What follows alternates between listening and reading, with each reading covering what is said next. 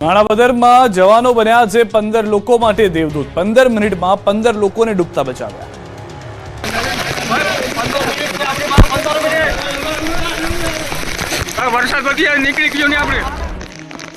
जीव बचावा हवे मात्र 15 मिनिट छे, जल्दी करो।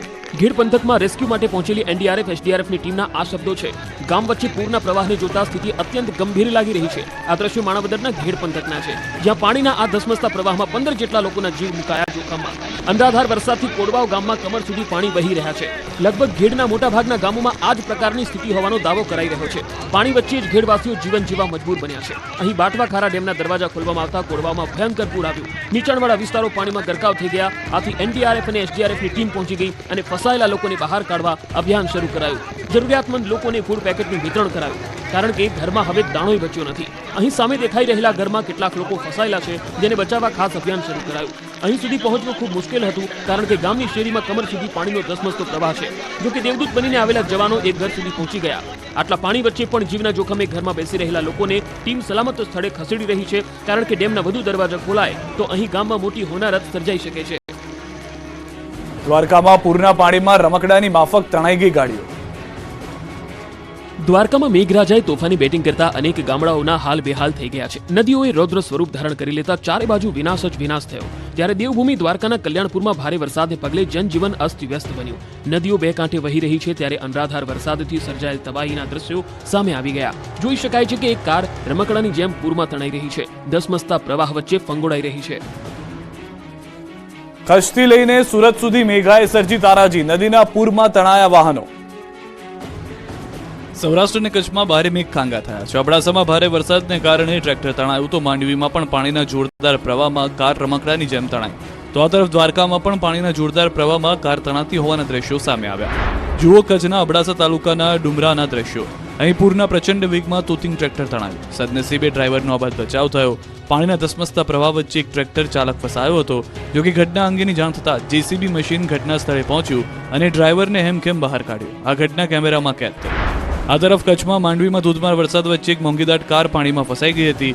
માંડવી ગુદિયાળા ગામમાં ભારે વરસાદને કારણે કોઝવેમાં કાર ફસાઈ હતી, જેને બહાર કાઢવા માટે સ્થાનિકોએ પ્રયાસ હાથ ધર્યા હતા। તો કલ્યાણપુરમાં ભારે વરસાદને કારણે વ્યાપક તારાજી સર્જાય છે। કલ્યાણપુરમાં 11 ઇંચ વરસાદ ખાબકતા મામલતદાર કચેરીની દિવાલ પણ ધરાશાયી થઈ। સોમવારે ખાબકેલા ધોધમાર વરસાદના પાણીના પૂર દિવાલો તોડીને નદીઓમાં જતા રહ્યા નજરે પડ્યા।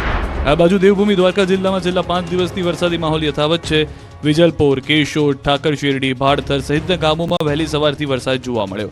કેશોદ અને ઠાકર શેરડી ગામે ચેકડેમ સાથે તળાવ સંપૂર્ણ વરસાદી પાણીથી છલકાઈ ગયા। તો સુરતમાં સતત વરસાદને પગલે વરાછા વિસ્તારમાં વૃક્ષ ધરાશાયી થયું। વૃક્ષ ધરાશાયી થતા રોડ બંધ થયો। વર્ષો જૂનું વૃક્ષ ધરાશાયી થતા વાહન ચાલકો અટવાયા। દ્વારકાના ધડેચીમાં ફસાયેલા 9 લોકોને જવાનોએ બચાવ્યા છે।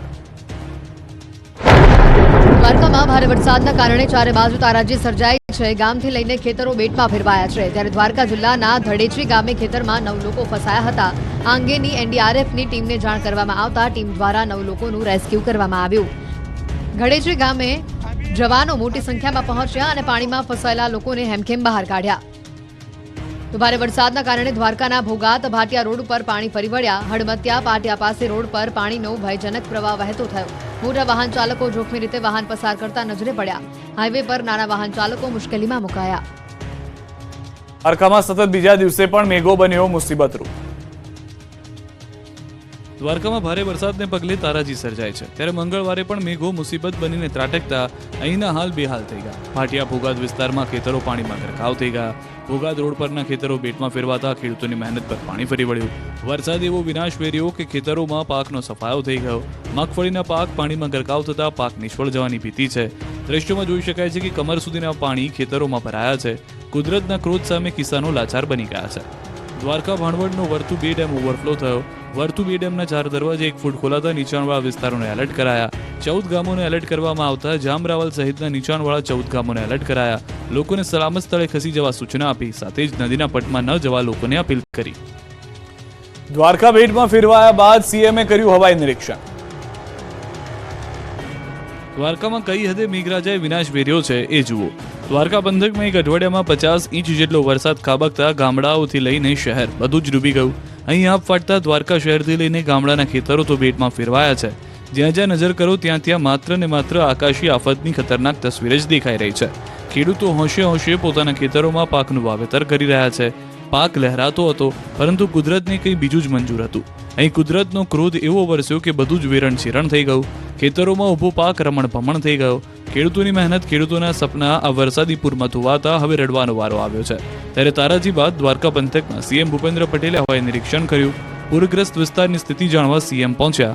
હેલિકોપ્ટરમાં અધિકારીઓ સાથે ખેતરોમાં થયેલી જળ તબાહીનું નિરીક્ષણ કરી માહિતી મેળવી. દ્વારકાથી સમાચાર. અધિકારીઓ સાથે સીએમએ બેઠક યોજી. વરસાદ અંગે અધિકારીઓ સાથે ચર્ચા થઈ. કલેક્ટર સહિતના ઉચ્ચ અધિકારીઓની હાજરી અંગે ચર્ચા કરી. મહત્વની બેઠકમાં મુખ્યમંત્રીએ કર્યા અધિકારીઓને જરૂરી સૂચનો.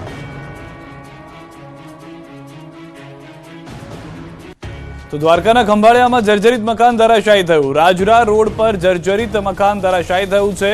કાટમાળમાં 3 લોકો ફસાયાની આશંકા છે. મકાન ધરાશાયી થતા કાટમાળમાં 3 લોકો ફસાયાની જાણકારી મળતા રેસ્ક્યુ કામગીરી શરૂ કરાઈ છે. સ્થાનિક તંત્ર દ્વારા ફાયર વિભાગની ટીમો સ્થળ પર પહોંચી છે. દટાયેલા લોકોને બચાવવા તંત્ર દ્વારા કવાયત તેજ કરાઈ છે. મકાનમાં કુલ 6 લોકો રહેતા હતા, જેમાંથી 3 લોકોના જીવ બચી ગયા છે. જ્યારે હજી પણ 3 લોકો દબાયેલા હોય ત્યારે તે માટે એનડીઆરએફની પણ મદદ લેવામાં આવી શકે છે. સુરત શહેર જિલ્લાની શાળાઓમાં રજા જાહેર કરી દેવામાં આવી છે. ભારે વરસાદને કારણે શાળાઓમાં આવતીકાલે રજા. કલેક્ટરની સૂચનાથી શાળાઓમાં રજા જાહેર કરાઈ છે. જિલ્લા શિક્ષણ અધિકારીએ શાળામાં રજા જાહેર કરી છે. હવામાન વિભાગની આગાહી મુજબ હજુ પણ વરસાદ પડવાની શક્યતા છે, જેને લઈને બુધવારે શાળાઓમાં રજા જાહેર કરાઈ છે. સુરતમાં પૂરે તબાહી મચાવી. અનેક વિસ્તાર પાણીમાં ગરકાવ. સુરતમાં કઈ હદે વરસાદે તારાજી સર્જી છે તે કહેવા માટે આ તસવીરો પૂરતી છે. સુરત જિલ્લામાં મેઘરાજાએ સપાટો બોલાવતા અનેક વિસ્તાર બેટમાં ફેરવાયા. રોડ પર જાણે નદી વહેતી હોય તેવા દ્રશ્યો સર્જાયા. જુઓ સુરતના પૂર્ણા ખંભાળિયા વિસ્તારનો દ્રશ્યો. અહીં ભારે વરસાદ બાદ ખાડીપુરના પાણી ફરી વળતા લોકોને ભારે હાલાકી થઈ.